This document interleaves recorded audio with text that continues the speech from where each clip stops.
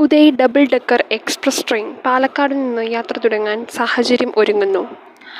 ബാംഗ്ലൂർ കോയമ്പത്തൂർ റൂട്ടിൽ ഓടുന്ന special class double decker train Uday express പാലക്കാട്ടേക്ക് നീട്ടുമെന്ന് MP VK ശ്രീകണ്ഠൻ.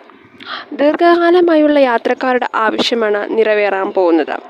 ഈ ആവശ്യം പരിഗണിക്കാമെന്ന് ദക്ഷിണ railway general manager RN Singh അറിയിച്ചതായി പാലക്കാട് MP VK ശ്രീകണ്ഠൻ അറിയിച്ചു.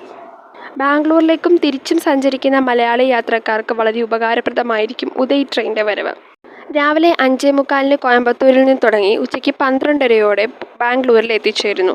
തിരിച്ച് ഉച്ചതിരിഞ്ഞ് 2:15 ബാംഗ്ലൂരിൽ നിന്ന് തുടങ്ങി 9 മണിക്ക് കോയമ്പത്തൂരിൽ എത്തിച്ചേരുന്ന ഈ ട്രെയിനിൽ സെക്കൻഡ് സിറ്റിംഗും AC ചെയർകാർ കോച്ചുകളും മാത്രമാണുള്ളത്. വന്ദേഭാരതിനെ അപേക്ഷിച്ച് ചെലവ് വളരെ കുറവായ ഈ ട്രെയിനിൽ വന്ദേഭാരതിൻ്റെ സൗകര്യങ്ങളോടെ യാത്ര ചെയ്യാം.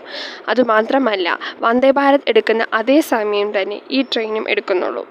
വന്ദേഭാരത് രാവിലെ 5 മണിക്ക് കോയമ്പത്തൂരിൽ നിന്ന് തുടങ്ങി 11:30 ബാംഗ്ലൂരിൽ എത്തിച്ചേരുന്നു. 6.5 മണിക്കൂറാണ് ഈ യാത്രയ്ക്കായി വന്ദേഭാരത് എടുക്കുന്നത്. എന്നാൽ ഉദയ് എക്സ്പ്രസ് 6.25 മണിക്കൂറാണ് ഈ യാത്രയ്ക്കായി എടുക്കുന്നത്. വെറും 15 മിനിറ്റിൻ്റെ വ്യത്യാസം മാത്രമേ വന്ദേഭാരതും ഉദയ് എക്സ്പ്രസും തമ്മിലുള്ളൂ. ശതാബ്ദി ട്രെയിനിന് സമാനമായ സീറ്റ് സൗകര്യങ്ങളാണ് ഈ ട്രെയിനിനും ഉള്ളത്.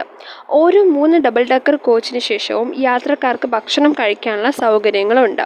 അതുപോലെ തന്നെ ഒരു കോച്ചിൽ പരമാവധി 120 യാത്രക്കാർക്ക് മാത്രമേ സഞ്ചരിക്കാനാവൂ. ഈ ട്രെയിനിൽ 12 മുതൽ 16 വരെ കോച്ചുകൾ ഘടിപ്പിക്കും.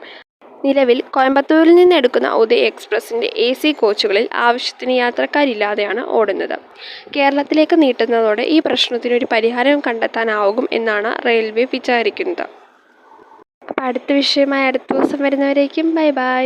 നിങ്ങളുടെ ചാനൽ ആദ്യമായിട്ടാണ് കാണുന്നതെങ്കിൽ ചാനൽ സബ്സ്ക്രൈബ് ചെയ്യണേ.